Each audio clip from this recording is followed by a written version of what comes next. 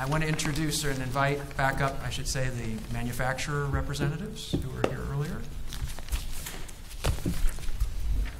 And Paul, also two payers. We'll introduce them when everybody comes up. So Paul Jeffrey and Barbara Henry. I hope Paul's here. There he is.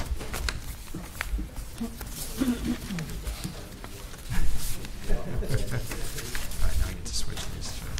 All right, everybody else can stand up for a second, prevent those blood clots, and we'll get going here.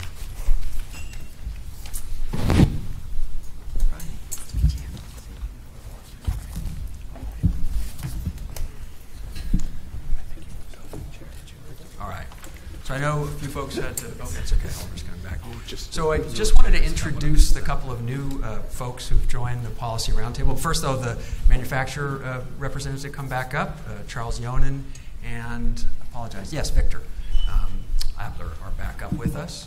Joining us now are Barbara Henry and Paul Jeffrey. Would you folks please just introduce yourselves? Sure. Barbara Henry. I'm a lead Just clinical grab the mic pharmacy specialist with Harvard Pilgrim Healthcare, which, as most of you know, is a regional MCO, about 1.2 million lives. My responsibilities include all things formulary management and utilization management. Thank you. Paul. Good afternoon. My name is Paul Jeffrey. I'm the Director of Pharmacy for Mass Health, which is the Massachusetts Medicaid program. I'm also on the faculty and staff of the University of Massachusetts Medical School.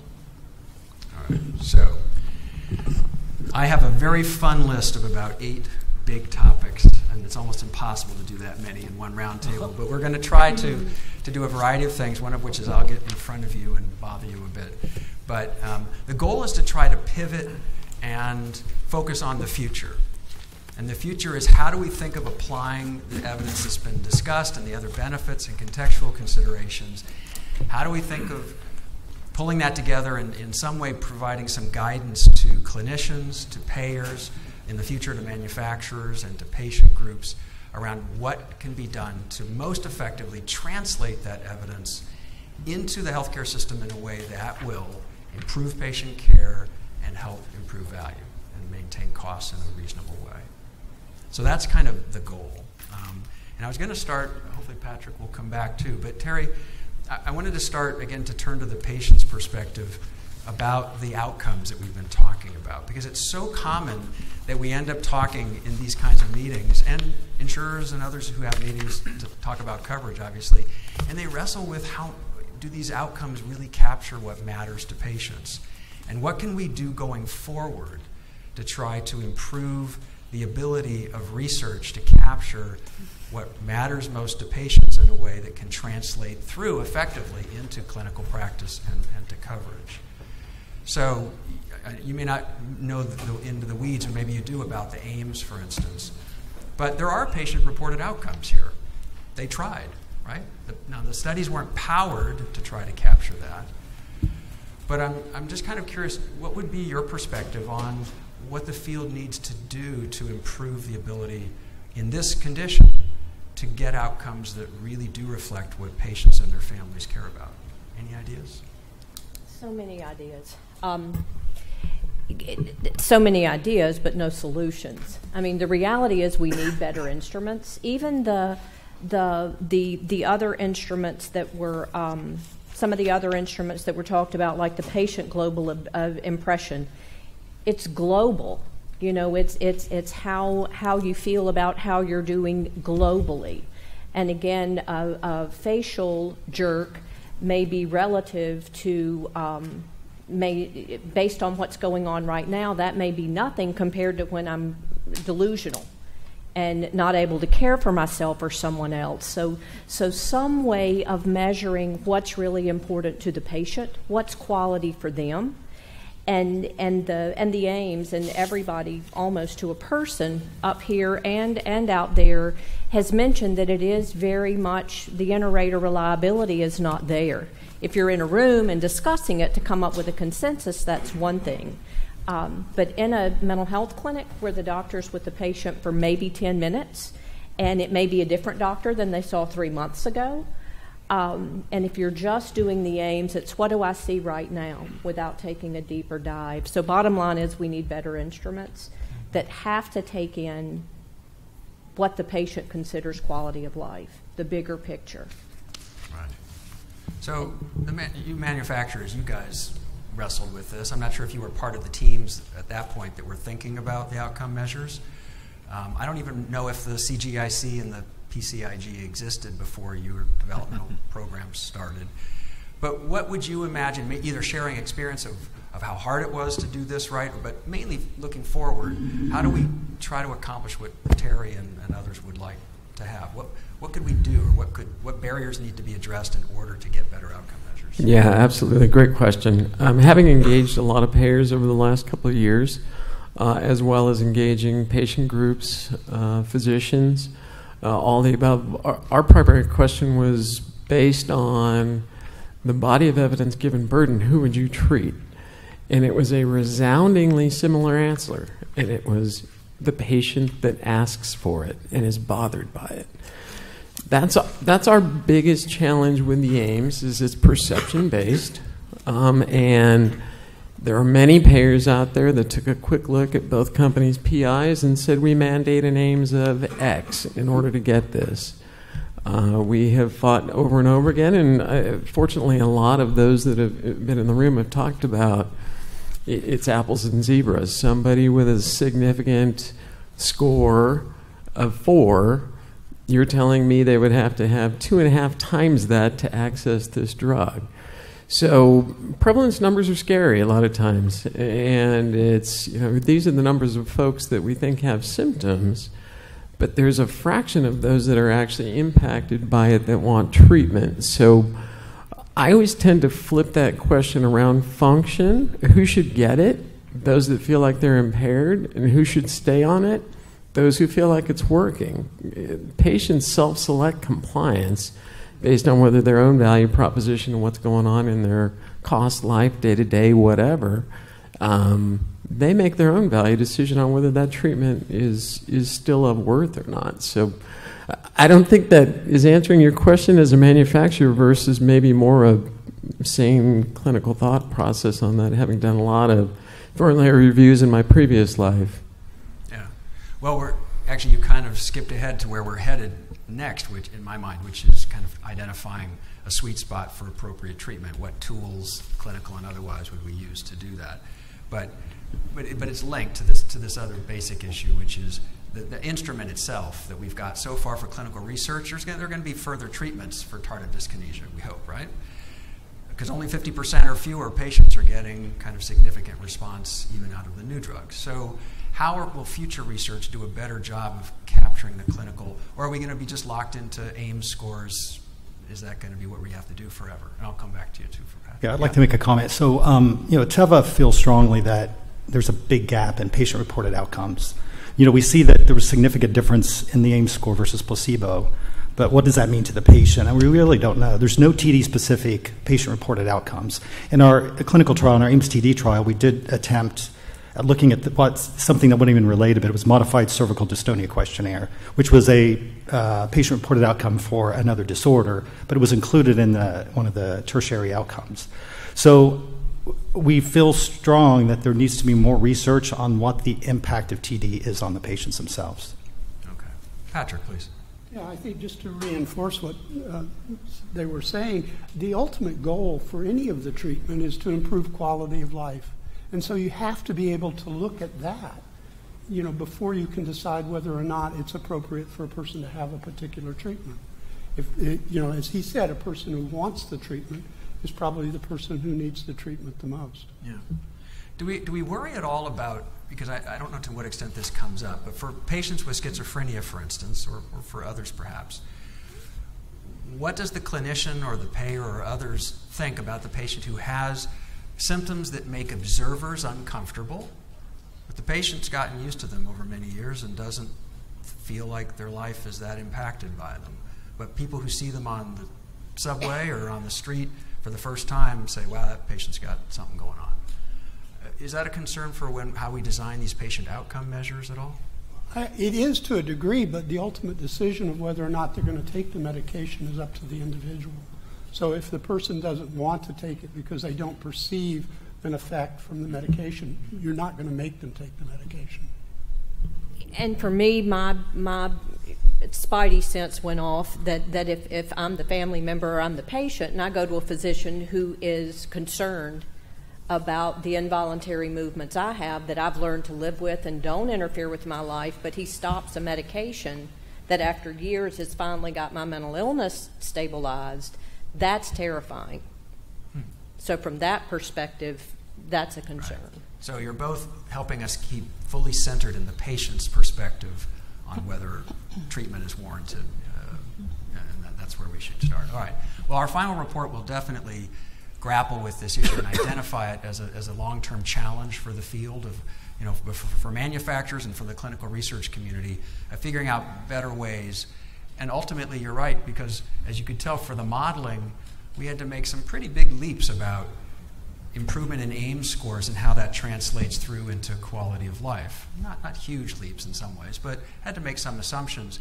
And the more data we can fill in to really understand how the treatment affects quality of life, I think the better for everybody. Daniel?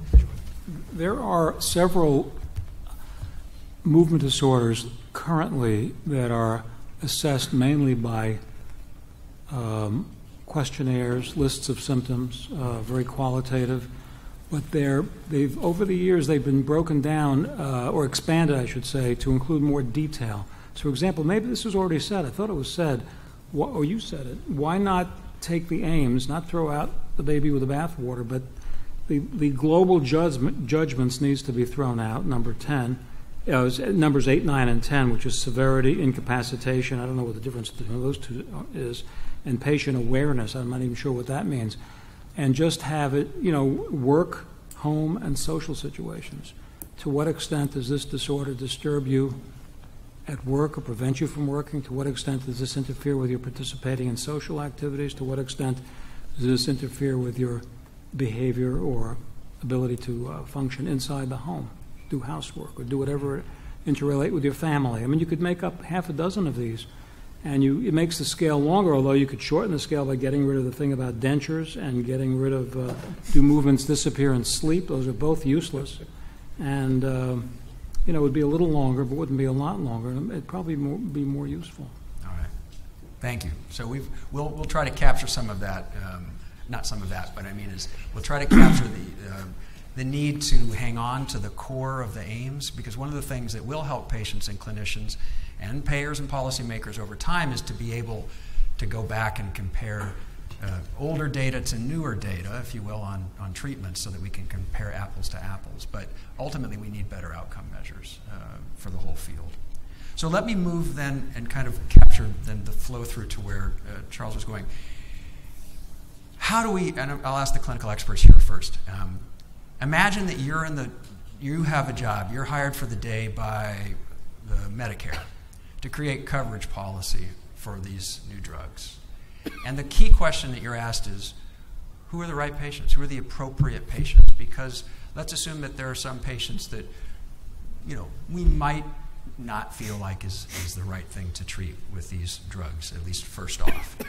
What are some of the ways that you would think about using the evidence to create what is an appropriate patient to treat? And if the question doesn't compute, feel free to say that too. But how do we decide, how would someone write a description of who the appropriate patient is to treat? I think somebody with let's say, a chronic psychotic condition that's doing well on antipsychotics, but who's prevented from enjoying a qualitatively satisfying and normal life because of their involuntary movements. So that this is the barrier that keeps them, they're doing well psychiatrically. The barrier is the movement disorder. That's a person that needs to be treated.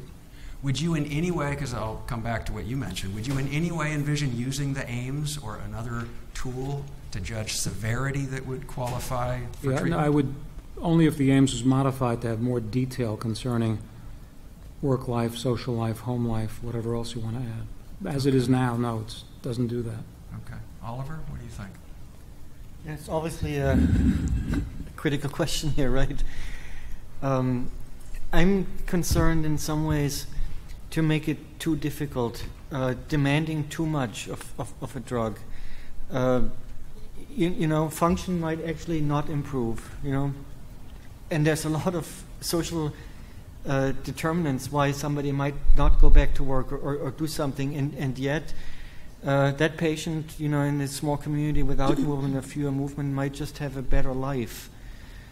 So it gets a little bit, and I think that gets conflated sometimes, because it's perception that with these drugs in psychiatry, sometimes there's a little bit, this is kind of cosmetic psychopharmacology. We wouldn't really need it, right? And I'm worried very much that we set the bar too high then, because it does not modify the underlying disease. And a lot of times, yes, is it possible that they take their medicine more regularly if they don't perceive side effects? It's all possible, but in the end, I think all bets are off. That can be answered, in a trial. So I'm not quite sure how easy it is to actually operationalize that. Mm-hmm. And so maybe we do come back to the patient wants to try it and see, which might be the summation of all these forces in the end. And just one last comment: who decides? We always, we're used to thinking about psychiatric disease or care in America as kind of dyadic, right? It's the patient and the physician. Well, I think it's complicated with the more serious disorders. Patients might actually live with the families. The families should have a say. What's quality of life? Whose quality of life? Is it only be subjective quality of life? Are there some objective aspects to it that other people actually should have a say in? For those of you who have children, if they just have candy and don't go to school, their subjective quality of life is pretty good if you ask them.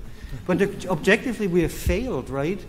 So I wouldn't want to just eliminate completely any objective measure and certainly input from other people in such a scale to determine who's eligible. All right. Let me ask you a related question, and this is actually part of our approach to providing some guidance, I guess, to policymakers. But we like to try to ask clinical experts if there's an eligible population for these medications as defined by the FDA label. And I think, wasn't it 500,000 patients in the U.S. were roughly estimated to have? And was it 300,000 with moderate to severe? I don't even know how where that estimate came from. But let's assume it's all patients with any degree of tardive dyskinesia. From a clinical expert perspective, what % should be treated with one of these new drugs? All of them? My view is very simple. That's what I teach my residents. It's a time-limited trial. Everybody should be offered a time-limited trial. Somebody with just very mild TD to see if it goes away. Somebody with serious TD, how much does it get better? Does it get better at all? And then you reassess, and I think that answers the question that not everybody will want treatment, benefit from treatment, need treatment. I think the big problem is that the hurdle is high to get it to try it, and because of the high hurdle, sometimes when somebody's on it, everybody just seems to be happy for having somebody on it, as opposed to really being realistic about it. So it's setting it up kind of the opposite, almost making it extremely easy to give it a try, but really having to justify then why to continue, I think, is actually the way I would go.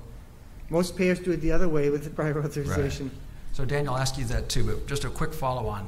So I'll try to devil's advocate, a patient who has really minor tardive dyskinesia. The unknown risks longer term for these drugs, given what we know about tetrabenazine and these with similar mechanisms of action. Every patient deserves a trial, or is there some threshold? A trial doesn't mean that I say you need to have a trial. Right, but if I'm going to offer it as a reasonable, approved drug for this condition that they have. Mm-hmm. That's shared decision making, actually. Telling them what is potentially available, and including the risk. And quite a few will say, don't bother. I know that you would like to jump in, and then I'll get to Daniel. Would you like to jump in quickly?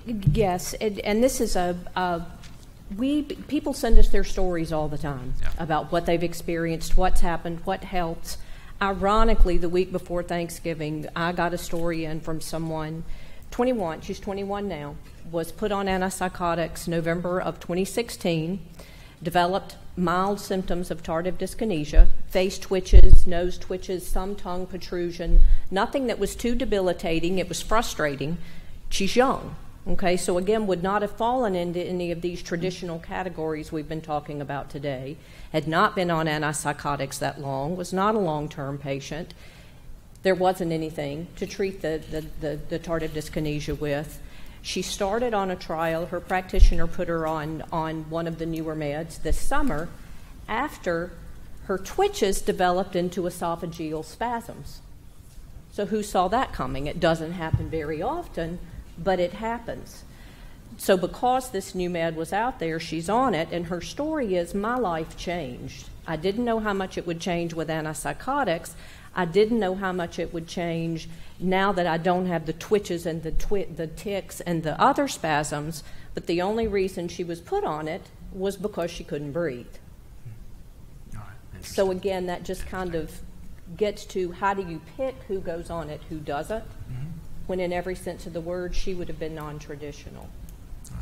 So, Daniel, back to you. So I'm trying to think of a way of answering this that relates to the other things I do. Parkinson's disease is by far the most common condition I treat, and I see many patients newly diagnosed with symptoms that don't need to be treated.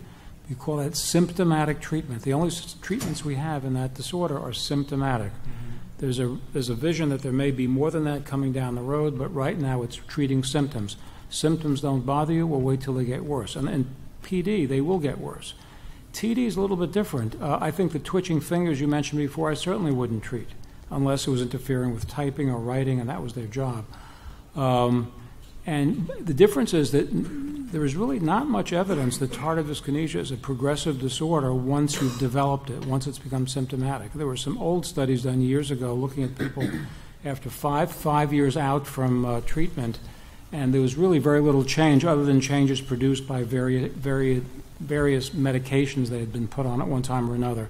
But the clinical course, if you strip away the medicines, is pretty flat, or maybe even gradually gets better if they're off the neuroleptic, but at least pretty flat. So there's no risk of saying, "Ooh, I better treat this now because if I don't, it's going to get worse." That's a non-issue in this condition. So you treat based on intensity of symptoms and making patients more comfortable. That's what we do in Parkinson's disease. Okay.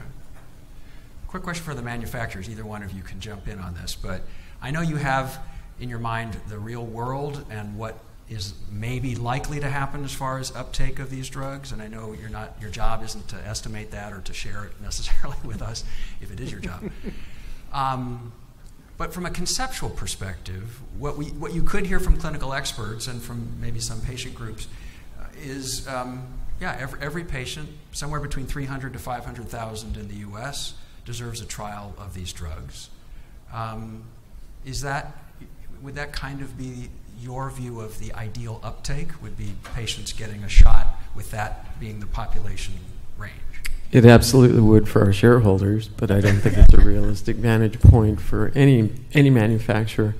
I'm again going to back into the response of this. ICER is very well aware of our Reconnect study that we think is going to be able to fill in a lot of the gaps for that. Those of you who don't know, our Reconnect study is a naturalistic symptom screening study in outpatient psychiatry offices. We've asked the next 30 patients that walk through your door who are chronically taking an antipsychotic, evaluate them. We have each of them, regardless of symptomatology, taking an EQ-5D, and Doctor, what you had asked for, there's a measure called the Sheehan Disability Scale, which asks those 3 questions. Does your health status prevent you from school, work, socialization? Any and all the above. For those who are quote-unquote symptomatic, we are then following for a year, and we will see how that changes. Does it progress? I think the body of evidence on progression isn't as concrete as stated. You're hearing over and over again, a small study of X, or we don't know, or we're hypothesizing. So I think in a very short time we'll have a much better feel for that. We'll have a much better feel for why they're prescribing. But hopefully you've gotten a very good feel based on, I don't want to speak for Teva, but we have somewhat similar distribution methods. And even that self-selects many patients out who just simply don't want to answer the phone or receive the package or whatever. So those aren't on, the usual fears of the payer is you're not paying for drugs that are being filled for years and years and years and aren't being taken. They're just flat out not being filled because there's no connection with that. So hopefully that at least fills in some of the gaps on appropriateness. Yeah, and I was going to say, too, we did a health economic study looking at the epidemiology of tardive dyskinesia, and it was much less than, I think, the quota number of 500,000.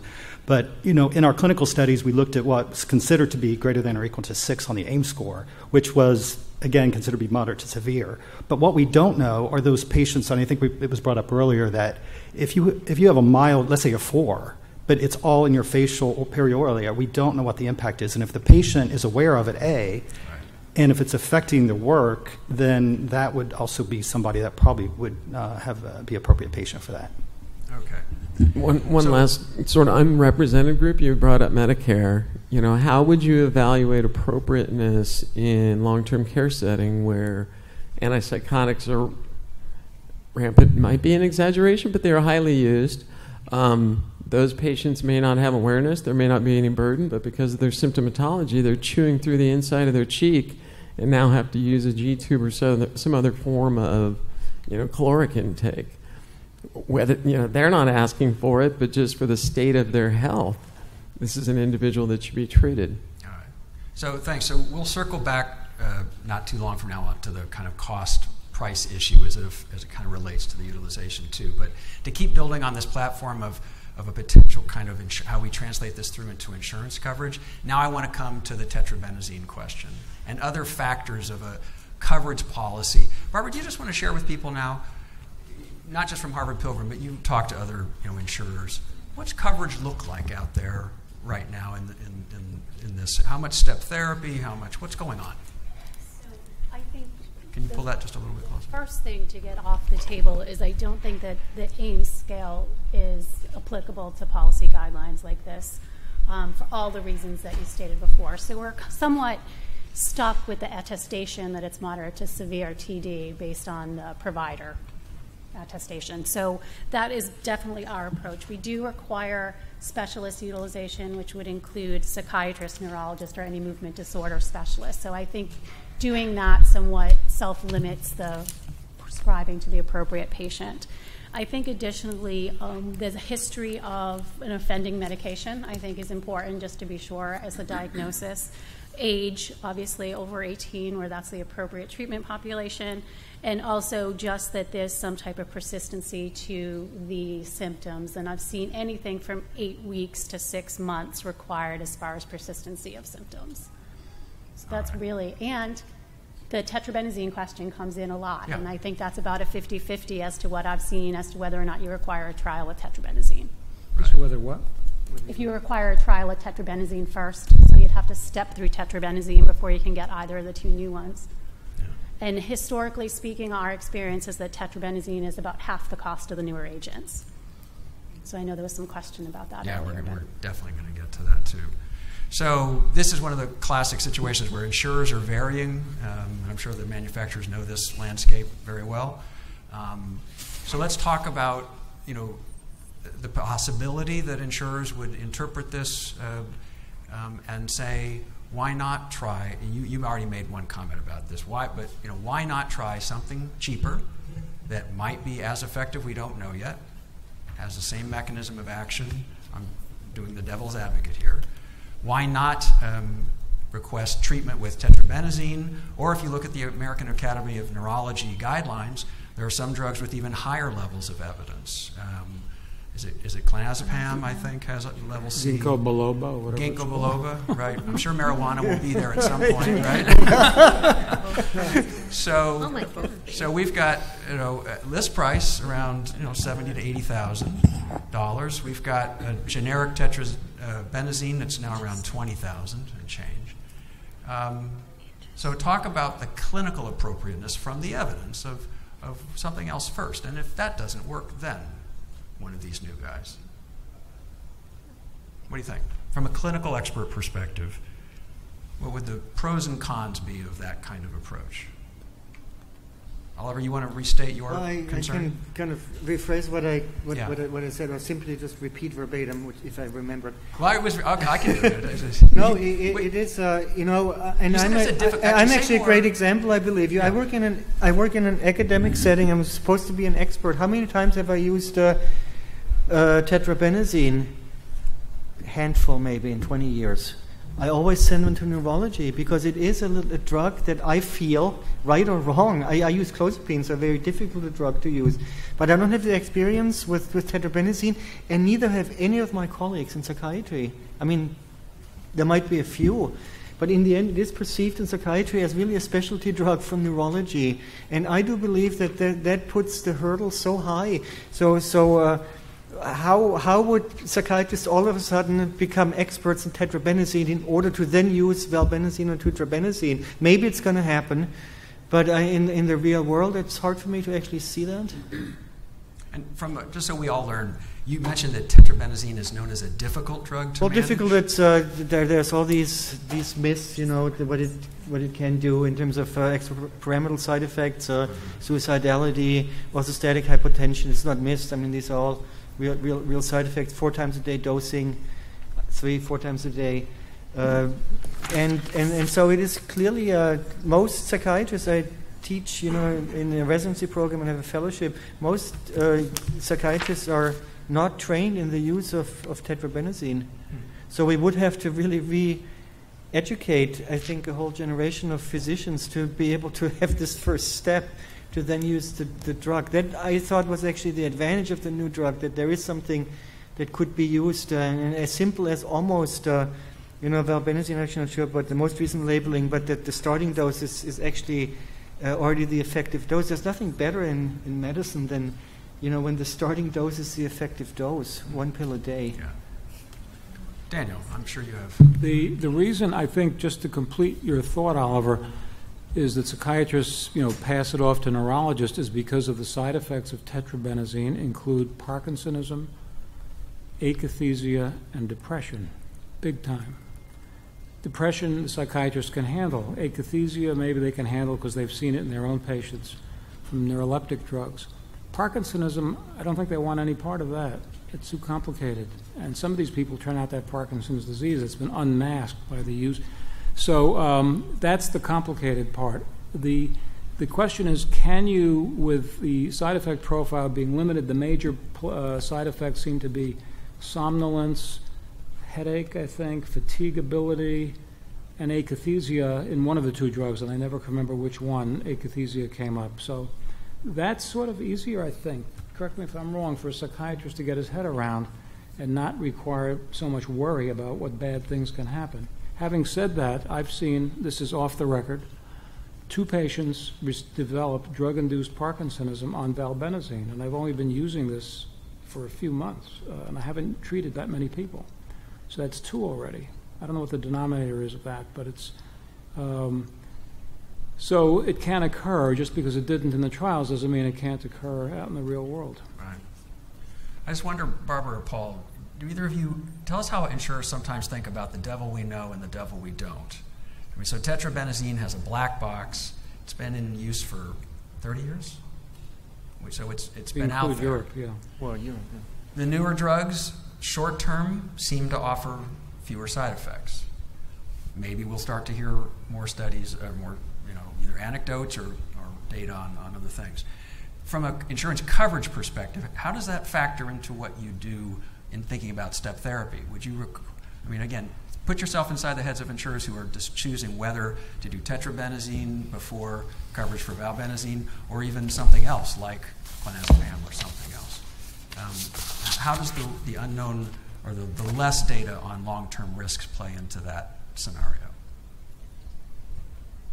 I'll take a first crack at it. Okay. So tetrabenazine, although it's been around for a long time, has, as you've demonstrated, somewhat limited evidence for its efficacy for the treatment of TD. So that already colors the question.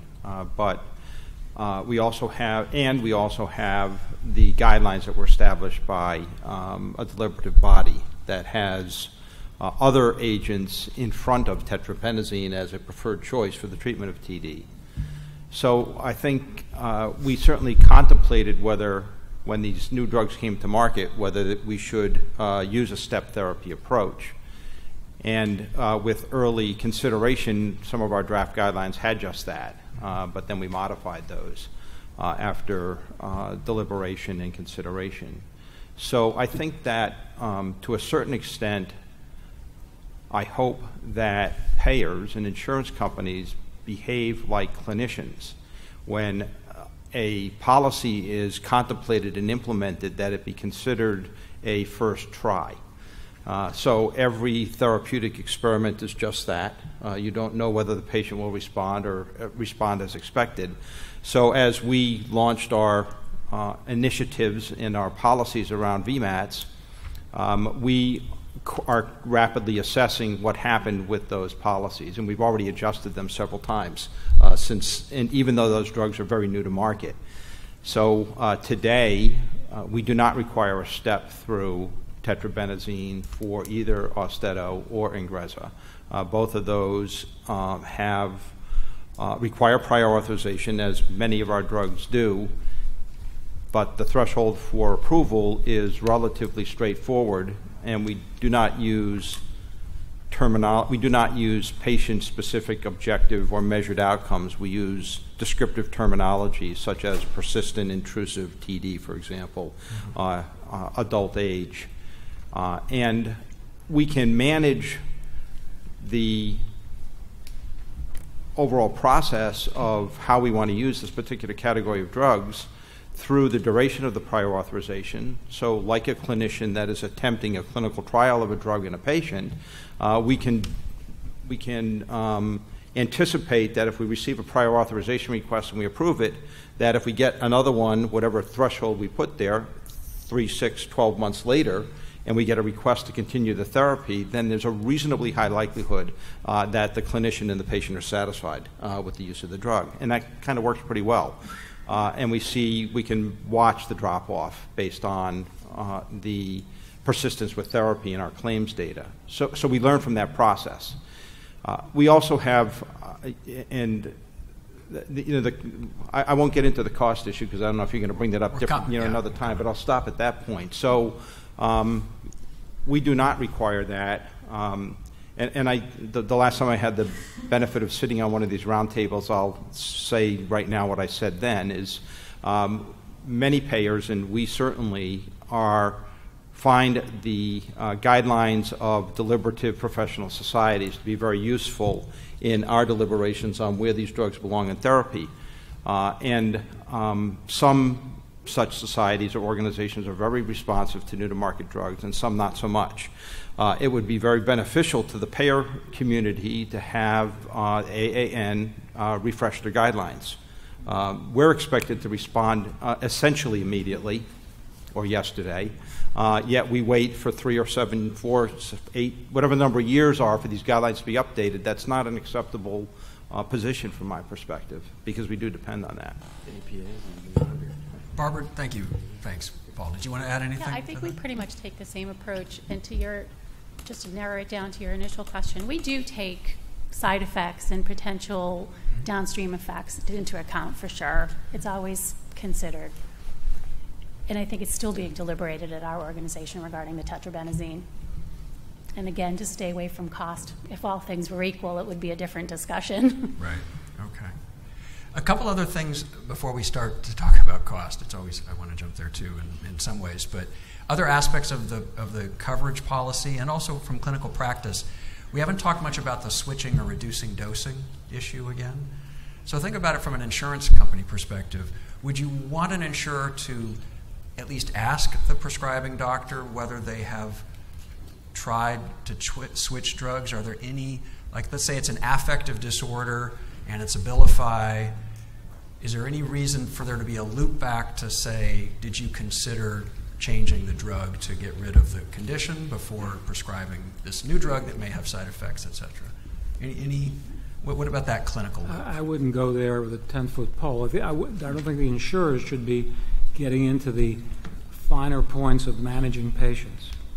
There's many different ways of managing these conditions as there are patients, and and to ask them to say, well, did you try this? Did you try, where's the limit? Where are you going to stop? Did you try clonazepam yet? I think they usually limit themselves to other drugs of the same class that are usually cheaper or generically available. But to get into the finer points of management, Although I was impressed by the patient-generated data. That I forget what % it was of patients who'd had their drug changed, and their symptoms went away. Now, maybe that means that their psychosis or their affective disorder is off the charts, or who knows what. But I was struck by, from a clinical perspective, the instinct, don't we want to somehow create a policy structure that incentivizes doctors to at least consider switching drugs before prescribing another, drug with again? With I think since the insurers do look at evidence-based medicine, even though I said that's something I do, I'm not sure I could marshal a lot of convincing evidence-based medicine to support what I said. So that was expert opinion, so I used that term before. So I think that's shaky. I don't think that would work. I think in the ideal world, I would like every psychiatrist to be practicing evidence-based and competently. And I would like our professional organizations to actually have guidelines that are 2017 or 2018 and not 2004 or something. I think it's a huge issue. So in a way, while I agree in philosophy what you're saying, it should be the clinicians who are making these decisions. I actually think if an insurer in the end plays a little bit devil's advocate, well, did you even consider, some things that guidelines ought to actually recommend, like switching, or, is it really absolutely necessary for this person to be on this drug? Because no one else is going to do it. I actually can live with that as a kind of a quality assurance piece. Mm-hmm. Insurers, what do you think of the administrative burden or just the clinical sense of querying the prescribing doctor about the prescribed drug that is... I'll paint the dark side. The dark side would be doctors now, maybe who don't have that much experience with TD, but who are prescribing antipsychotics. Maybe they think, ooh, there's something that takes care of TD now, so I can expand the use of antipsychotics in the kind of gray zones where I wasn't prescribing it as much because of a concern about TD. Maybe I'll just prescribe more of it. I think that was your point. And maybe we will trigger more TD that way. So that was my question. So I guess I'll circle it back to the insurers. Do you think insurers, you or others, will consider some kind of ask back about the switching or changing drugs? I'll take a swipe at that. Sure. I think that's fair game. We would make a threshold kind of decision on that, though, about whether we thought that was an appropriate intervention in the particular circumstances.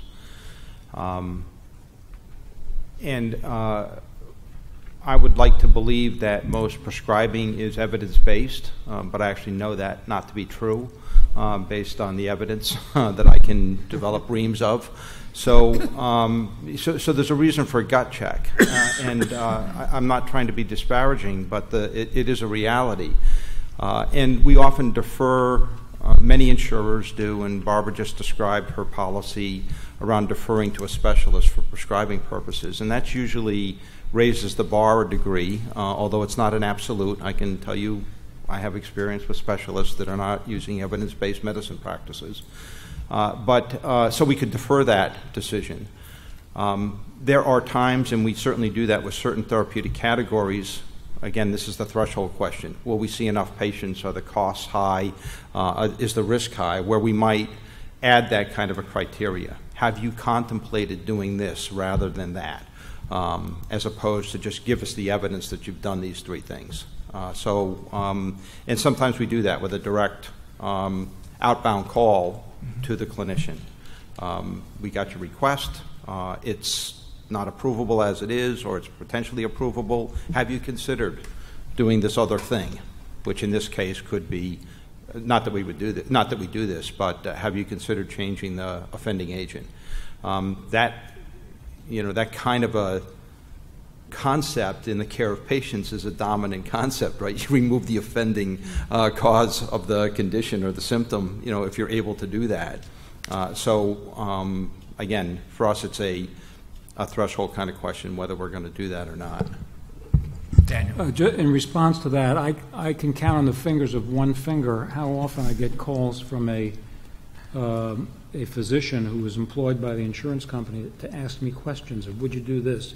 And very often it's an obstetrician or a pediatrician who confesses right away, I don't know anything about neurology, but nonetheless I feel compelled to ask you this question.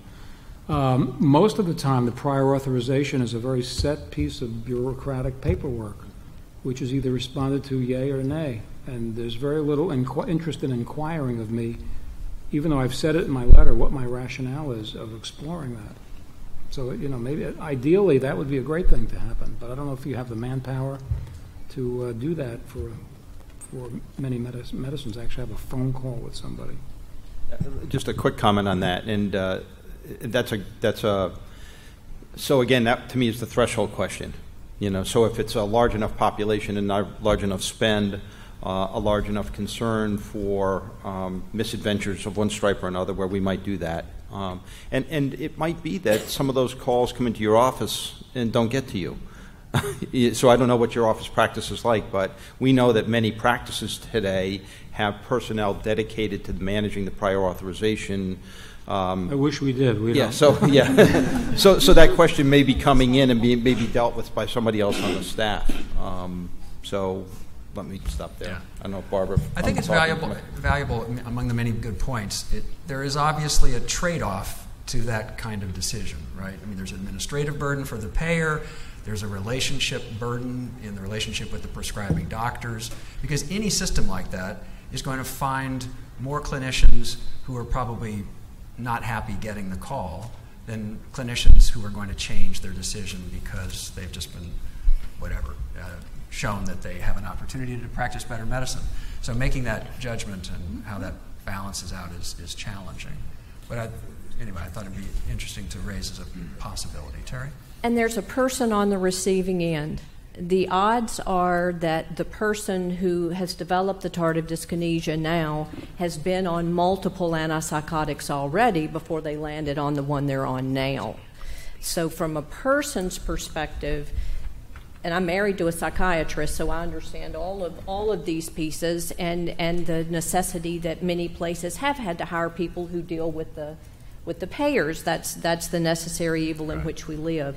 But in an illness state where it honestly is still as much about art as it is about science, because it's so individualized right now without the biomarkers that other illness states have, to add that extra layer. And if I'm the individual or the family member who is told there's this great new med out there, but we need to put you on this one that has a black box warning, et cetera, before we can try you on the one that is the safest and the most likely to work. Oh, and he's going to have to take it 4 times a day. There's a person on the receiving end. Right. Yeah. That's back to the tetrabenazine issue, which is intriguing when you frame it that way. Absolutely. Last small piece before we talk about pricing and other aspects of how we can pay for these drugs. Stopping rules, which are becoming an increasing thought process for coverage, which means some attempt at using the drug is done, and we either query the clinician or have some limited prescription after which the doctor has to document that the patient's getting better. And if not, then maybe it's an appropriate time to either switch medications or just to stop. Stopping rules on this kind of drug, would you guys think it's part and parcel of what you'll do? It definitely is. And I think that historically it's always been a 12-month approval frame, and that definitely is trending to a shorter approval frame. In this space, it would be closer to 6 months, and that, again, is just to force the check-in and to ask the questions, are there symptoms improving? Has their work life improved? Has their social, any improvement? So again, it's just attestation, but we're asking the questions just to force the discussion from the provider and patient. And it's 6 months for us currently. Okay. Paul? I'd have to call in a lifeline. Kim? Is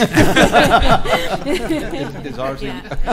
I'd say very similar to Barbara's. Oh, okay. Yeah, attestation with short. Oh, yeah, but is it 6 months or are we 12? Most of ours are 12 months, then we make a determination whether it would be shorter. Think it's 12. You think this is 12? 12 is definitely the standard in the marketplace is 12 months.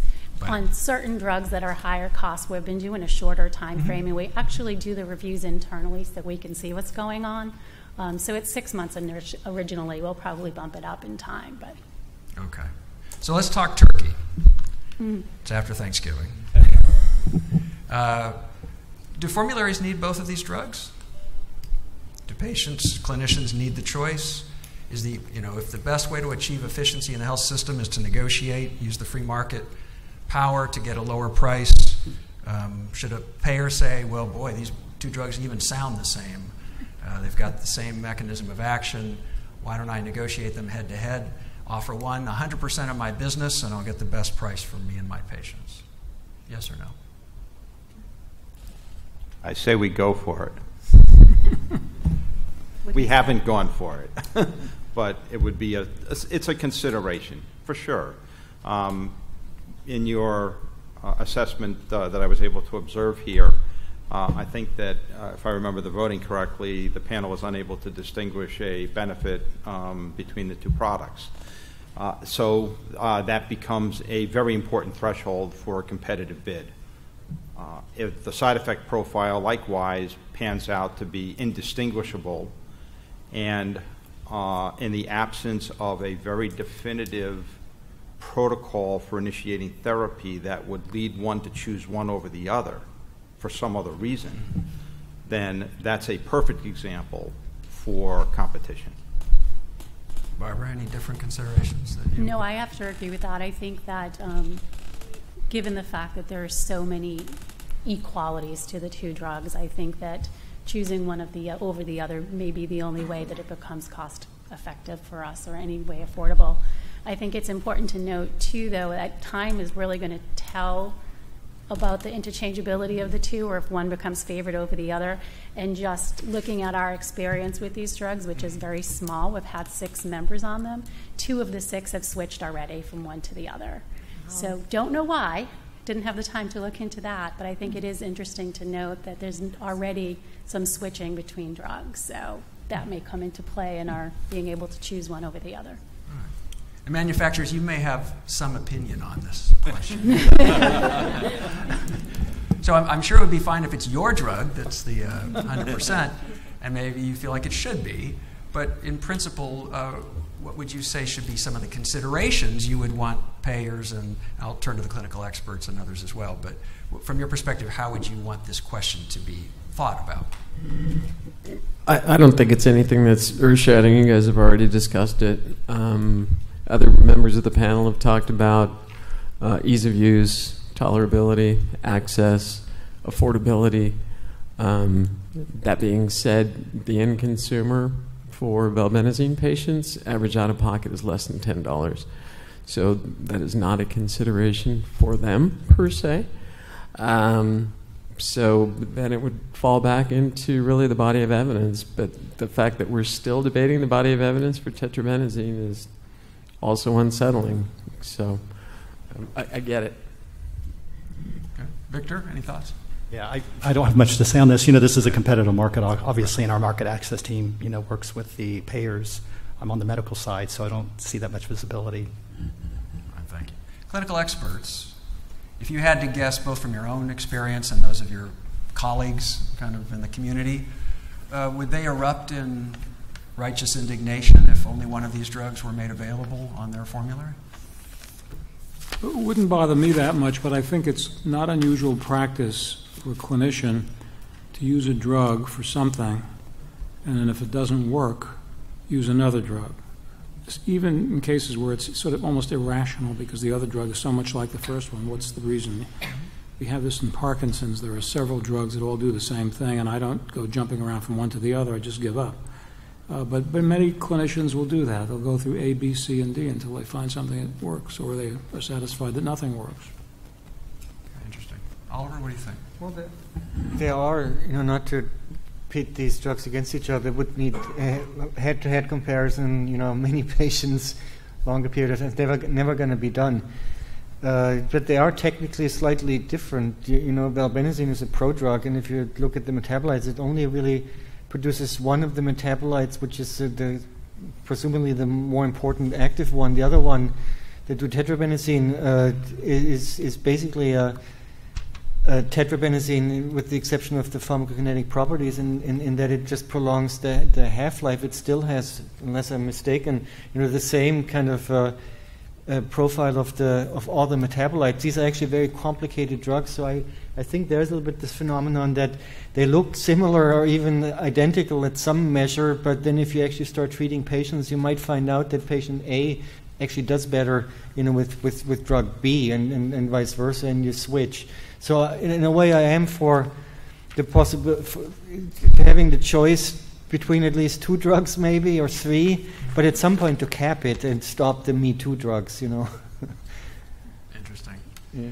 And just to be clear from the insurance perspective, if you compete that way in offering one drug, if you will, full exposure, whatever you would call it, the other drug is available on appeal if the one drug doesn't work, or how would it work for a clinician and a patient? That's how it would work for us. So it would just be a preferred. So we ask you to try the preferred drug first, or give us some reason why the preferred drug's not an option, and then you can get the non-preferred. Pretty simple. That would be the common practice. There is a nuclear option, where it's not on the formulary. Tough noogies, figure it out. But that's not typically exercised by insurers, nor is it necessarily in everybody's best interest.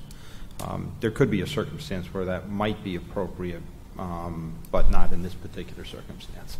And we also try to employ cost or copay differentials, but often those efforts are thwarted by other efforts by manufacturers to The copay increase the coupon. copay The copay coupons. coupon. Yeah, absolutely. So as we start to talk more specifically about cost and price, I'm kind of curious from the patient perspective. We heard, what Charles said was the average out-of-pocket has been low so far, I guess. Do you guys hear anything from the patient community about concerns about the impact on the finances of individual patients for treatment for tardive dyskinesia? I have a case study of one, and it's the individual who submitted her story, and the cost was going to be $64,000 for the year. There was one pharmacy in her area who would mail order it. It wasn't something they stocked, so they had to make special arrangements for the pharmacy to get it.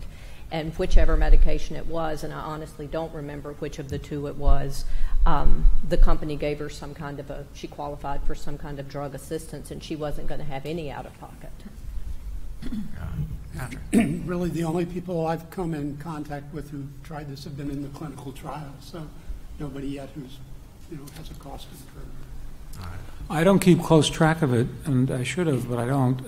But I have several patients with xenazine, tetrabenazine, who don't pay for it or pay a pittance for it, a very small amount. I don't know, do they submit their income tax forms? I don't know how this happens.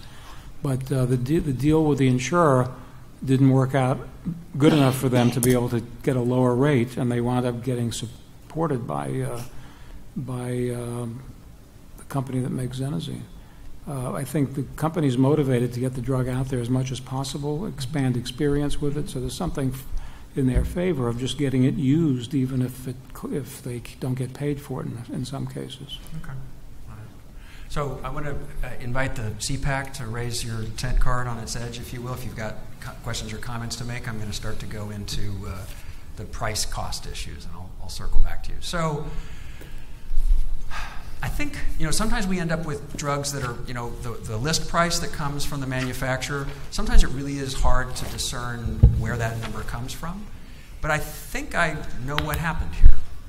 What happened here is that companies saw an unmet clinical need being treated by an off-label drug that had been approved for an orphan condition, Huntington's chorea. And as we all know, drugs for orphan drugs or orphan conditions traditionally have high list prices at least. So looking at the landscape from the manufacturer perspective, you've got unmet clinical need, a drug being used off-label that costs around $80,000 per year list price, and you're creating a drug with better evidence, and you can price it around list price around $70, $75, and actually look cheaper than the off-label use of this other drug. On the other hand, it's kind of been an around-the-horn approach to kind of judging what to benchmark the price to. And so we march in with our cost-effectiveness modeling and say, how much better does it improve patient lives and measuring the quality? And we come up with this shockingly low to where it's been price. Remembering that this price, in a sense, again, was kind of tethered to a rare drug for an off-label use. So it feels like we have a structure in which the competitive landscape called for the innovation that we've now got to a certain extent and hopefully continue to get. But it's been crosswalked from a price that creates, a $70,000-ish per year treatment for a pretty prevalent condition. If we really do want to give most patients a shot at this, we're talking about billions of dollars a year at that price.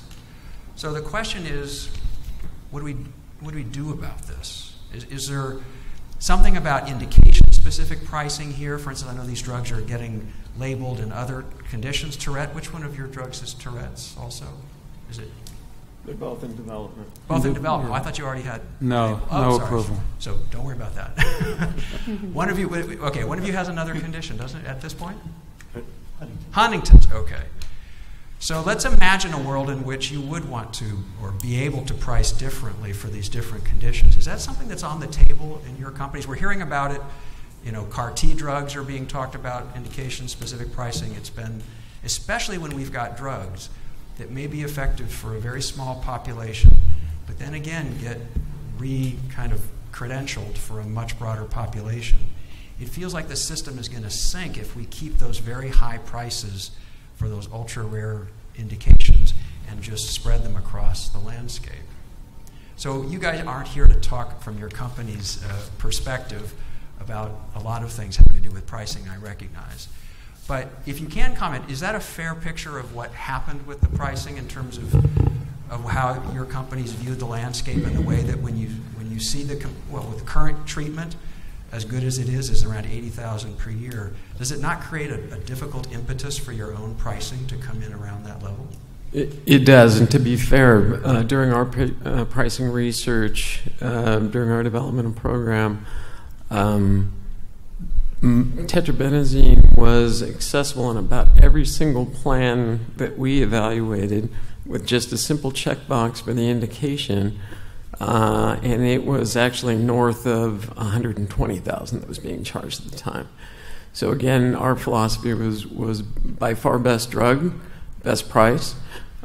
You brought up, did you think about indications? Absolutely. As we move forward with our developmental project, we're constantly researching what would be a viable pricing for that. So it always comes into play, but your scenario is very much accurate in that, and moving forward. But so much of it, we haven't brought up other alternate therapies. Deep brain stimulation is covered or was covered, with a checkbox. So there were some pretty wild things available out there, but that's an indicator of unmet need. Versus affordability, and in our vantage point, single daily, very effective, very well tolerated, at the lowest price was something we thought would be at least a foot in the door. Okay, that's very fair. Victor, anything to add? I to be honest, I don't know the answer to that question. I know on the medical side, what we try to do is look at the drug as a standalone entity and try to produce a value proposition based on that. And then we did actually do an indirect treatment comparison to tetrabenazine on the Huntington side. But unfortunately, I wasn't in the conversations about how the business side actually priced it. We just supported the drug, and then we collaborated on producing some of the data for the medication. Right. Because it just strikes me, and again, the psychology of this is hard to pass up. Again, as you pointed out, when the landscape says 80 or 120,000 is being approved by the insurers, and you're coming in with a better deal, isn't that a better deal? On the other hand, This is part of the inefficiency of any health system. From our perspective, to a certain extent, if you go by the evidence as the cost effectiveness spits it out, these drugs are priced far higher in proportion to their added benefit to patients than drugs for many other conditions. But in fairness, based on currently available data. True, but it's hard to imagine, given the sensitivity analyses, that the data could be so much better that it would bring the price. And it feels like that's because you're tethered to this rare condition price that got crosswalked in to a prevalent condition. And that if we could have broken the chain there, we'd be in a different, if someone had said, wait, if we're going to use tetrabenazine off-label for a prevalent condition, if we had the wherewithal, we could have said at that point, tetrabenazine shouldn't cost the same for treating tardive dyskinesia as it does for treating Huntington's. We don't have that switch in our system. But it's being talked about, trying to figure out indication-specific arrangements, et cetera. It feels like we're building a box, because we asked earlier, again, how many patients are we talking about would we want to treat? I can't do the math quickly in my head, but I know that in our report it says that at the estimated net price, which would be a 27% discount off of list, only about 15 to 20% of eligible patients would be treated before we'd get up to around $1 billion a year. So imagine treating 50% of patients, or 75%, where the clinicians would like to take us and the patients and their families would like to go. We're talking billions and billions of dollars per year to treat, unfortunately, a condition that's been caused by other drugs that patients take. So it feels like we're building ourselves a very top-heavy house of cards. Any solutions on the table? Payers? How are you going to help try to get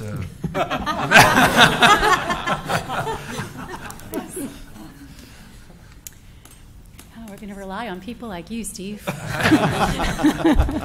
I'm sorry. That's something that we are constantly faced with. We have to practice population medicine. We have a fiduciary responsibility to our entire membership. We want to do what's best for all of the people that have horrible diseases and orphan diseases, but unfortunately we need to treat the other people as well. So it's a constant balancing act for us. It keeps us up at night. I don't think we have a solution. I certainly wouldn't be sitting here. I'd probably be in the beaches of Bora Bora vacationing if I had an answer to that, Steve. So I really don't know. Paul, you represent the public. And thank you for paying me to be here today. You started with the indication-based pricing concept, and then you later used the comment about making a pricing arrangement. So let me just latch on to a couple of things here. So you may notice a little bit of gray. I've been around a long time. With rare exception, I have not seen a branded pharmaceutical reduce its price. There have been a couple of exceptional circumstances, but it doesn't usually go that way. So I wonder how a indication-based pricing would be dealt with by the manufacturer. It would highly likely be through a contractual relationship with a payer. Is that really where we want to go with this? Just saying, it might well be. And to Barbara's point, trying to manage the many different pricing algorithms that could be available to a payer becomes an exceedingly challenging and burdensome process for the insurer. So Barbara used the phrase fiduciary responsibility. Certainly we have that responsibility, but constructing a universally flexible pricing schema for any organization, whether it be the manufacturer that brings us these products or the payer, or to try to embed that concept into the prescriber or patient, it to me seems to be not the way to go, because sometimes at some point that collapses under its own weight. So I don't have the answer. I don't think anybody does now, but it is certainly one of the top questions we have in healthcare today is how are we going to support the development and access of ever better drugs for our patients so they get better. And I have thoughts, as many of us do. And will the competitive marketplace be the answer to that? Perhaps that will be helpful. But if the threshold, if the starting point, let's say the ICER evaluation is perfectly accurate and these drugs are wildly overpriced, in our best case scenario, we might get these prices down by 50%. We're not going to get them down by 75 or 80% through a negotiation strategy. So we're going to be left holding the bag a little bit here. Somebody will be. And ultimately, of course, it is the patient. Patient pays one way or the other somewhere along the way through taxes, through insurance premiums, through co-insurances, through co-pays that may or may not be modified or mitigated by a coupon from the manufacturer, things like that. But the system is bearing the weight of all of this. We have a pricing dilemma. I don't have the answer.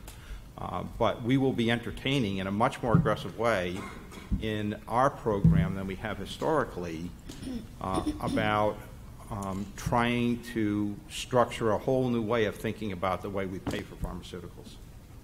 Great, thanks.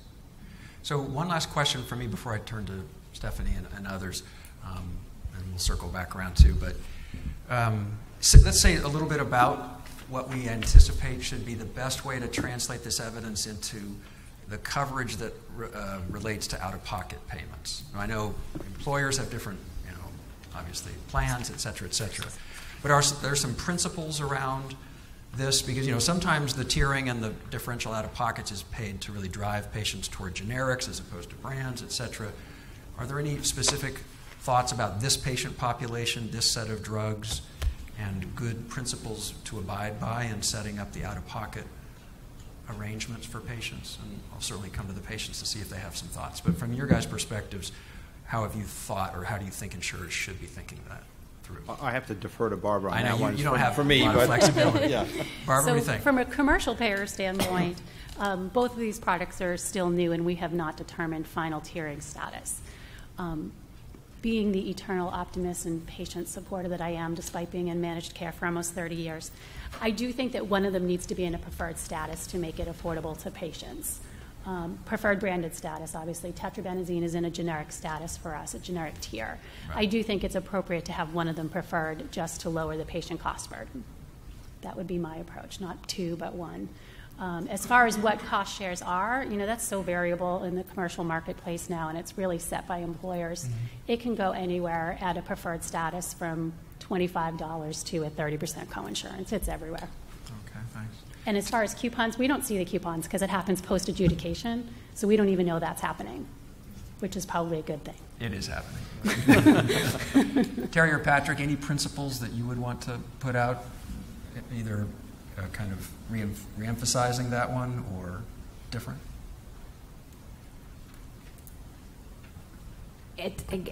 I'm stuck in the answers that they just gave. It's such a complicated system, and we see everything all over the spectrum. There are going to be a large percentage of these folks who are on Medicaid, who fall into their own separate category. So then you're fighting these fights with state governments who determine what Medicaid does and doesn't pay for. There just have to be options, and it just needs to be accessible. And basically, I agree. I mean, the biggest need probably is in Medicaid, and so you're going to have the states, approving it for their formulary, and I don't see how that's going to happen anytime soon at the base that we're at. I mean, right. See, it's interesting to think. I don't know why when you said Medicaid, for some reason, it just triggered in my mind a completely unfair analogy. But after several years, the course of treatment within Medicaid to cure hepatitis C will be somewhere in the range of $15,000 to $20,000, and we'll be paying twice that for tardive dyskinesia for 1 year. So it's an interesting, again. That's, as I said, it's probably completely unfair, but it just struck me when you mentioned Medicaid. Because in a Medicaid budget, think about their use of resources. Yeah, limited. Hep C patients, 3 of them could be cured for the price of a year of tardive dyskinesia care. And it's what people with mental illness have been fighting across the board for years with access to medications to treat mental illness, not just the side effects. Yeah. All right, I need to step down off that mini soapbox. Stephanie? What? Thank you, and thank you all for that wonderful discussion. I learned a lot from everything that you all had to say. I had two things that I wanted to bring up. The first thing is, I just noticed, I don't know how I missed this before, but I just noticed that both these drugs have a risk of QT prolongation, and the FDA has a warning about that. Nearly all, if not all, antipsychotics also prolong the QT. And so I wondered, when these drugs are used in practice, if we're routinely monitoring EKGs and if that should be something that we should be doing if we're not doing currently. So that's my first question. And my second question. So I'm sure at least some of you are aware, probably Dr. Freudenreich in particular, polypharmacy is a huge issue in psychiatry. We now have antipsychotic polypharmacy as a term because we use multiple antipsychotics together even. We underutilize clozapine objectively. There's evidence that shows that we underutilize it in the U.S. versus Europe.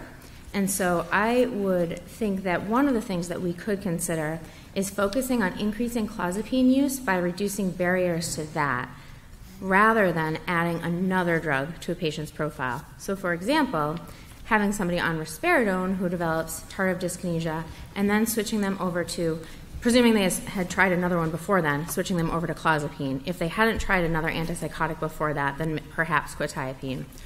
That would be an example. So the patient would have one drug versus risperidone plus one of these two new agents. When we have two agents, we have two drugs with potential for drug-drug interactions, potential for additive adverse effects, additive QT prolongation. We also now have the risk of suicidality and depression, which in the short-term trials didn't have huge signals, but it's still something in the back of my mind.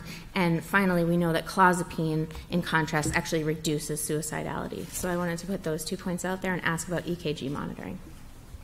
Just a point of fact, I think, correct me, the pharmaceutical folks, that valbenazine does not have a QT effect. That is correct. There was absolutely no QT signal. That language that came into the label was independent modeling by the FDA based on nothing from any of our clinical trial data.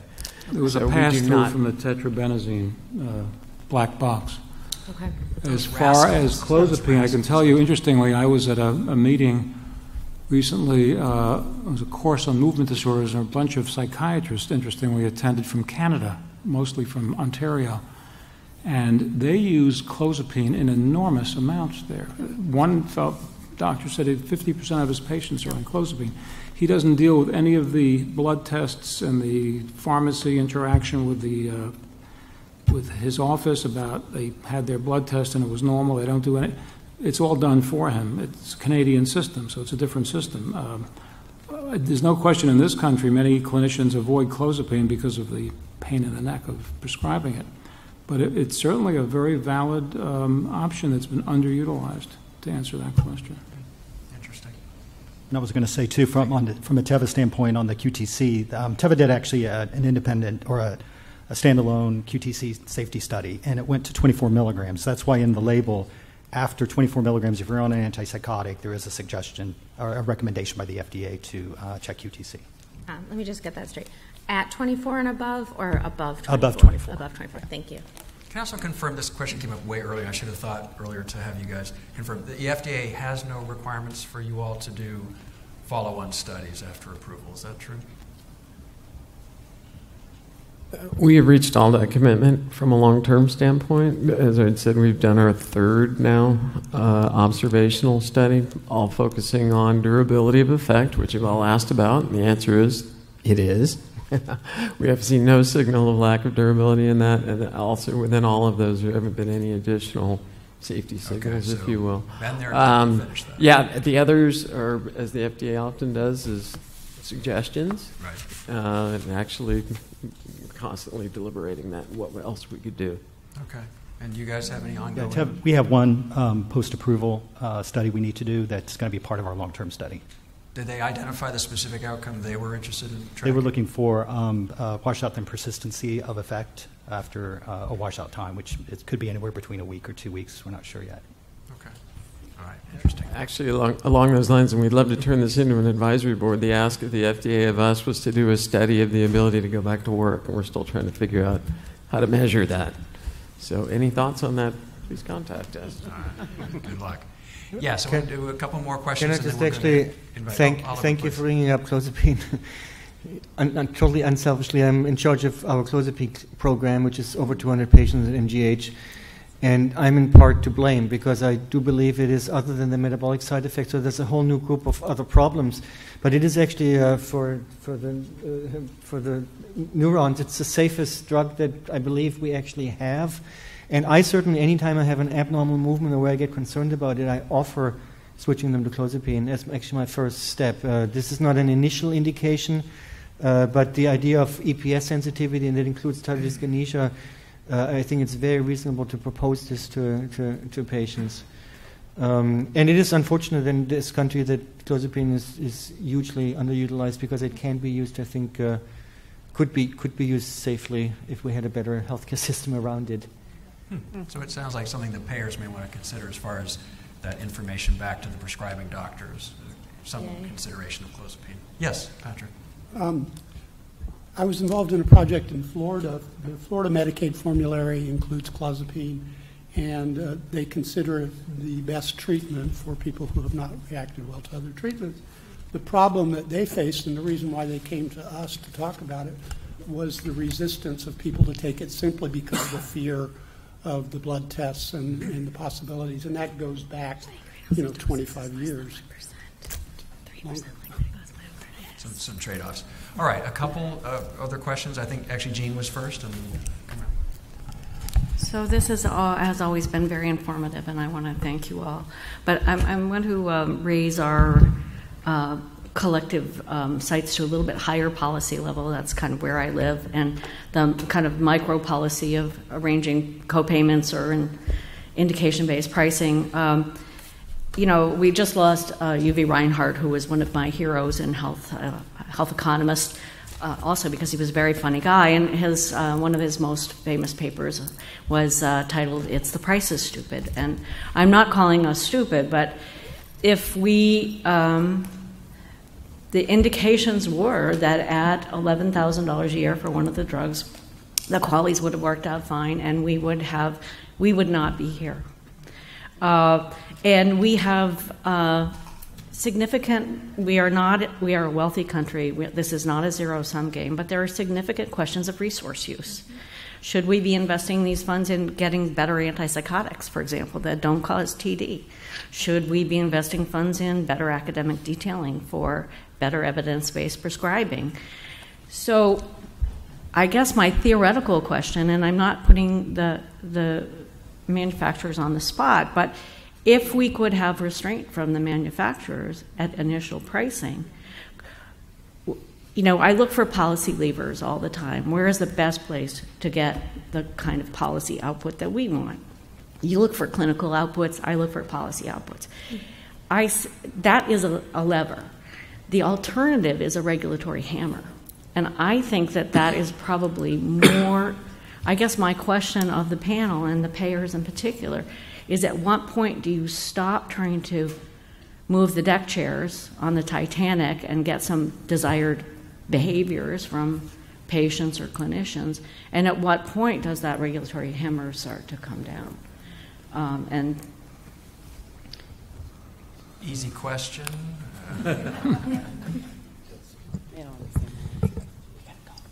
So there's not going to be a really good answer to that. A lot of experimentation going on out there. Massachusetts has requested a waiver from CMS to operate a closed formulary in the Medicaid program. That is groundbreaking, and that's a hammer. I don't know if it would be the solution to the problem, but we feel kind of compressed into reaching for all the levers that we can identify to modify policy. The point you made, though, is beyond the grasp of a state Medicaid program, and you're talking about the launch price of a product. And that seems to be the most elusive part of this whole equation. tip of the hat to ICER to trying to get it, but it's, the methodologies we're speaking about now are all in response and reaction to that launch price. And that, to me, is the Achilles heel of all this other stuff we do. Whether the hammer is a 16-ounce hammer or a sledgehammer, we're still going to have to deal with that problem or that issue. I don't know if it's always a problem, but it's certainly an issue. I'll just quickly throw in, because I want to let Terry make a comment before she leaves, that we probably would still be here, but we would be here to rain confetti down upon the head of the innovators who have shown true social solidarity in responsible pricing. And so that's the future that we might anticipate if we get lucky. On the other hand, Terry needs to leave for the airport. So what I was going to do is please I was going to say in one sentence, what would you want to make sure that we capture as a take-home message in our report? Frequently, I encourage people to think of what's the one thing that you would want one of the people at this table to do with the evidence as we've discussed it today that would make the world better from your perspective? No pressure there at all, since my car is waiting outside the door. I want people to have options, and I just want everybody at the table to keep that in mind from a payer's perspective, from the industry perspective, and from the clinician's perspective. But I do have to add this. NAMI is convening a group for the third time to come up, hopefully, with a white paper to encourage discovery and to focus on the issue that you brought up, that we really do need better treatments, and we've got to have better science to get the treatments. And we have a commitment from Josh Gordon at NIMH to join us in March when we get the next group together here in Boston. So fingers crossed. Right. And thank you for coming. Thank you very much. All right. So for the Policy Roundtable, again, now you've had the chance to panic and think quickly about your sentence. But please frame it any way you want, but feel free to ask things of others. What would the actions be, and from whom that you would love to see to make this treatment area for patients and for the system to be in a better place in 5 to 10 years? Patrick, we'll start with you. I think, from the point of view of people living with TD, we want to see both of these available, both of the new two available, and we want them to be available in a way that we can access them. Particularly, most of the people I work with are people through community mental health, public mental health, and most of the people who are living with TD through our surveys are people living on SSI and Medicaid. So it has to be able to be accessible through Medicaid. All right, thank you. Daniel. I'll pass for a moment and circle back to me. I'll allow it. Yeah. I feel like the judge. From a distributive justice perspective, it's kind of, I wasn't born in this country, and there's many strengths to our system, but also many weaknesses. It always strikes me, and like we discussed a little bit, this an absurd discussion. Shouldn't say that in such stark terms, but there is actually, I think it is a possibility for a better medicine that we have, and yet it seems to be priced at a level that the way the healthcare system is structured, that the patients who need it the most and can afford it the least are probably not going to get it. And again, I don't want to pitch any group against any other. I think hepatitis C, I worked in an HIV clinic, was actually huge, the impact that a curative treatment had there. So these are tough decisions, but I think in the end it's what you brought up. It is something that is a much higher discussion than we fiddle. Once the price was set, now we try to kind of spin our wheels to come up with a solution that in the end is probably a very imperfect solution. And it's unfortunate from a clinician's perspective. In my lifetime, there's not that many drugs that I've seen come and go or come and stay. This might be one of these two where it actually might make a difference for a small group of patients that I have. All right, thank you very much. Victor. So as a previously practicing neurologist myself, when I took care of patients, now that I'm in industry, I feel like there needs to be more collaboration with external, not more, but maybe more focused collaboration, even with experts that can help us guide on what's important to the patient and the caregiver, especially in TD. I think that, I worked in the Huntington space as well, but the caregivers and the patients themselves are suffering quite a bit. And even though we show, for example, an AIM score that's significantly better than placebo, we don't know what that means. And at the end of the day, we get FDA approval, but we really need to focus more on what the impact on the patients and the caregivers. All right, great. Thank you. Barbara. Wow, so many things. I think the word collaboration that just came out of his mouth actually struck a chord with me, because I do hope that in the end, if you think of every party that's here, we still want the same end result for our patient, whoever the patient is, depending on the route. But unfortunately, there are so many hurdles that get put in our way to make that difficult. And to Jean's point, I mean, is it a lever that a health plan does to ensure that evidence-based medicine is practiced, or does it have to be a sledgehammer so that we restrict it to the point that we can survive with our budgetary restrictions for the year? I would much prefer have it be just a little guideline that we make sure you stick to evidence-based medicine, but we can't, because the costs are so high that it's not sustainable anymore.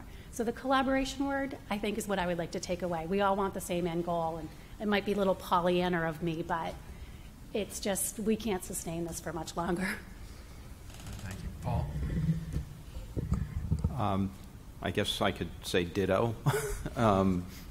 It is too complex. I'll keep my recommendation simple, and it's the last time I alluded to it earlier, is to have our deliberative professional societies get on this business much quicker than they do today, so that we have most of us are compelled or have organizational obligations to assess the standard of care. And we all like to use the American Academy of Neurology or the American Psychiatric Association as a measure of that standard of care. When we wait years for those guidelines to come forth, it simply creates another obstacle to an already challenging situation. And relatively speaking, that's fairly low down on the scale of things, of wish list, because I'd like to say, you know, everybody lower the launch prices and we won't have so many problems. Charles? I actually agree with that, and I want to focus a little bit on quality and the concept and the ascertainment of quality. All of our lives, specifically mine, would be significantly easier if the professional association said, here's what good looks like, here's what great looks like. In the mental health space, this is significantly lacking.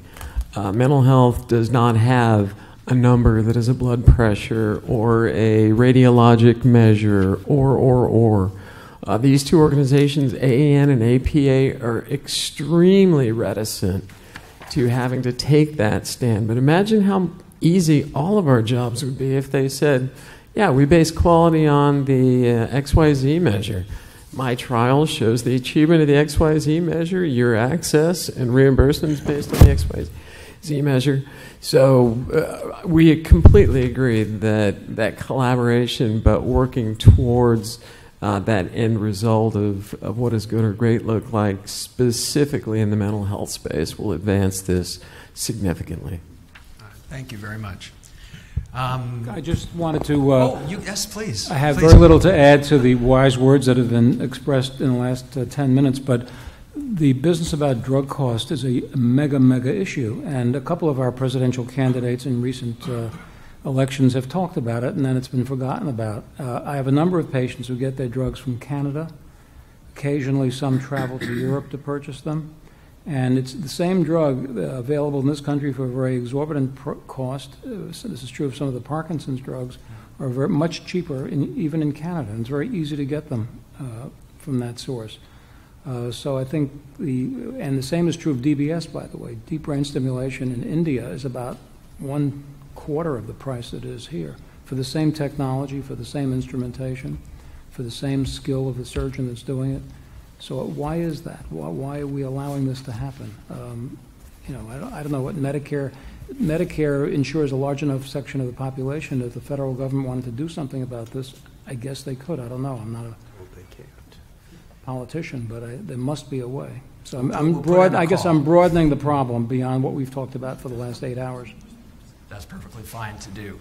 I would like, we're going to go around for the CEPAC comments, but I would like to pause just for a second to thank our distinguished policy roundtable.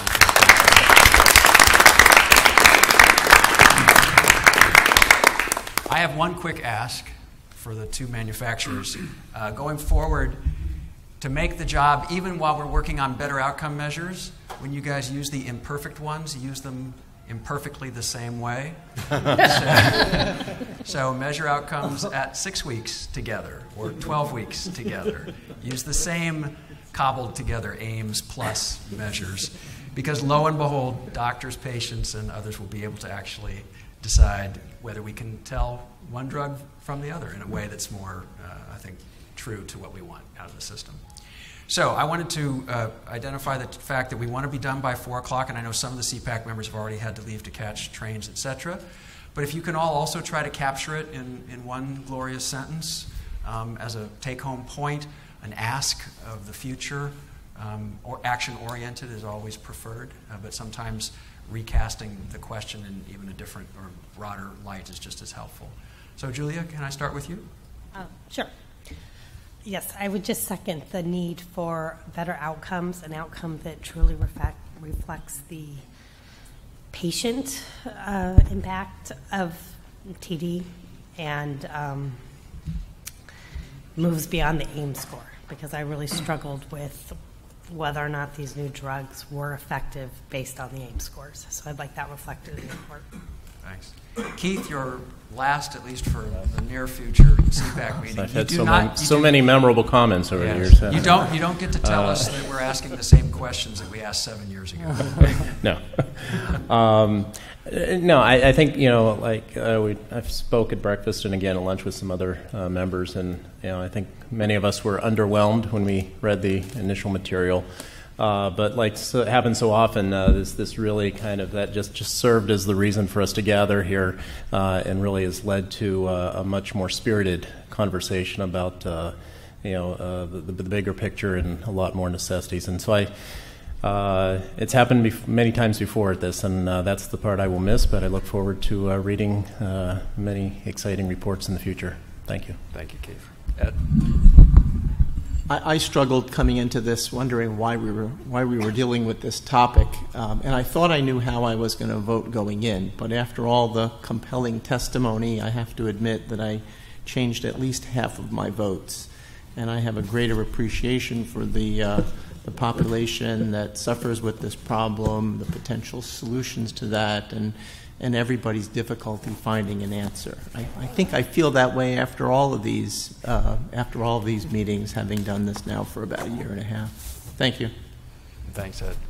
Jean. So I will echo the previous statements. My one request for the report is a plea to improve the use of patient-recorded outcomes measures overall in the field and for lower prices. Thank you. Brian. It's once you get around through 3 or 4 people, it's going to be even worse for the people after. We're all saying the same things, but qualities I just find difficult to deal with when we're talking about specific small patient effects. I mean, small in terms of looking at their bodies; they aren't dying of it, but have huge implications for their lives. And I'm not sure that qualities capture that as well as I would like. So it makes it difficult to assess these drugs when, as has been said so many times, a score of 4 may be nothing if it's 1 point in 4 different categories, or maybe life-changing if it's in one spot. So I think we need a much better way to quantify, not qualify, but quantify what's really happening. And boy, I just, time after time after time, I think ICER gets thrown under the bus because ICER's come out and said a drug is too expensive, but it's not ICER's fault. It's the pricing at the beginning. It's the launch price that's the issue. So please, let's work on that. Thanks. Kim. As Brian just said, I think my comments will sound somewhat redundant. Similar to Julia, I would really, because I think what will be confusing to an external person who maybe didn't get to sit through or read the complete report, if you just look at the voting, I'm not sure it's an accurate reflection of the discussion that's been happening today. So 2 primary questions at the beginning was is the evidence adequate enough to say that there's a net health benefit? And the majority of people here at this table would probably have to say that they had to vote up against significance of values, and that was based on the AIMS. And I don't think I've heard one person here today say that they were very confident in an AIMS score. So I like what Dr. Tarsi had said before about offering it to the right person. I think that's what, at least from a payer's perspective, we're looking for. And I think, from the policy perspective, I think we do need to get on the Pollyanna bandwagon and all come together, because short of that, nobody here was able to distinguish a benefit between either drug. So we are going to have some sort of competition, and if people aren't willing to come to the table, it is going to limit access to some degree. Right. Claudio. So I guess I echo Julie and Kim's point here about how it was a little bit frustrating when we knew logically how important some of these interventions could be for the burden on family caregivers, especially when they were helping to administer medications and drug adherence issues. And yet to be left with just kind of a theory of the case without some quantifiable metrics around the benefits on families and the family caregiving aspect, I think, is a shortcoming. And I hope that if we put pressure on and a need to measure it, that when we measure it, we tend to value it, and then that will give more recognition and kind of drive a conversation around that area. And other than that, I would like to say that ICER did another fantastic job of getting us a good cross-section of presenters and experts. I think all the discussion here was very rich and informative, and thank you for that. Thanks very much. Great. Well, I would second that. Thanks so much to ICER and to everyone who's participated in this very interesting session. I think the clinical trial data that we were presented with has very significant limitations, and we've discussed those, and I think that we should be expecting more from the manufacturers going forward in designing these clinical trials. With that said, I think that these two new drugs do have something to offer patients, but I would need to look at this from the standpoint of society as a whole, and I would like to see a set of guidelines developed that would be stepwise in terms of how these interventions are applied, that we should expect reduction in dose or discontinuation of antipsychotics, or changing to alternative antipsychotics before we get into adding a drug to deal with the side effect of another drug. I also think that the idea of negotiation of prices, or maybe some sort of reference pricing system, should also be invoked. I just don't think that we can expect society to pay these very high prices. Thanks to ICER staff, modelers, experts. It was a terrific experience today. It strikes me that we've sort of had this presumption that TD is just something we have to live with because it's an acceptable trade-off with the burden of psychosis. But yet, as we use these atypical antipsychotics in different contexts increasingly, whether it be major depression in kids, PTSD, et cetera, I wonder if there's adequate informed consent about the risks of TD, particularly thinking about there are other alternatives in those conditions, which may not be the case in schizophrenia. So just something I've been thinking about. But thanks to all. Didn't mean to introduce another topic, but I appreciate the day today. Thank you very much. I'm going to try to limit my comments on things that haven't already been said, but there's a couple things that need to be said multiple times, which is just like, thank you so much to the ICER staff for putting together an astonishingly good session with these wonderful expert panelists.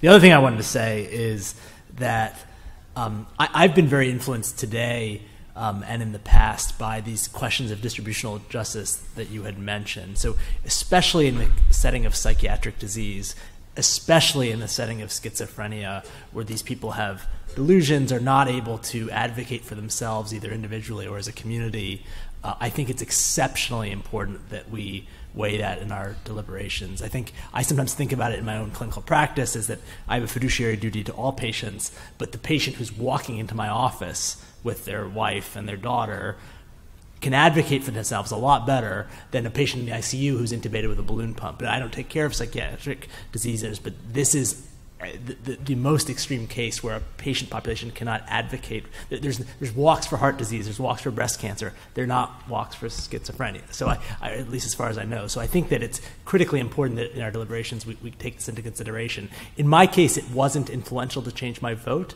because the incremental cost-effectiveness ratios were so far off normal thresholds. But had it been closer to the normal thresholds, that would have been very influential in my vote.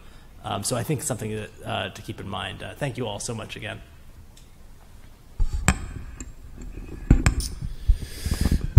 Thanks. And I think the thing I'm left with is how difficult a task it is for us to talk about cost effectiveness without real-world cost data. And it's especially true in this context when we look at individuals with serious mental illness as among the most expensive and challenging patients to treat in the system. And then when you add to it a condition like this that just potentially exacerbates the stigma associated with their lives, we were asked, and ICER was asked, to model this on the basis of trial data that has none of that information. They did a great job, and I think the sensitivity analysis convinced us that these drugs are just too expensive. But we really need to look at the impact on hospitalization. State of Connecticut, second leading reason for hospitalization is the bucket of DRGs associated with psychosis. So it's obviously a major cost, and yet we were not able to consider that, yet weighed in on cost. So that is my final word. Thank you very much, Chair. So just a couple of reflections, but I want to start with a very sincere thank you from the entire ICER team to the patients and the clinical experts who helped open the window on tardive dyskinesia for us.